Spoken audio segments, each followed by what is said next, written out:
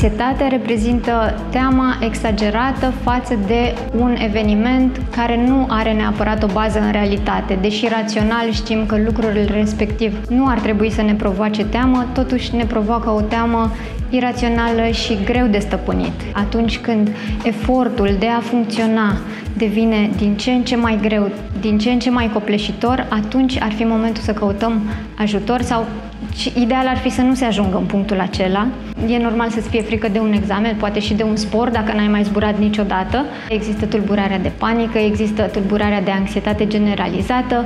Ideal ar fi să cerem ajutor cât mai repede, pentru că există soluții. Psihologul doar ne ghidează să trecem mai ușor peste un moment, un divorț, o situație mai dificilă de viață, dar nu până în punctul în care este o tulburare deja diagnosticată de psihiatru. Acolo, terapeutul ne ajută prin diferitele tipuri de terapii. Sigur că există și terapie medicamentoasă, este o terapie standard și foarte eficientă. Sunt dr. Cristina Gavrilescu, medic specialist psihiatru și mă găsiți la Spitalul Clinic Brașov.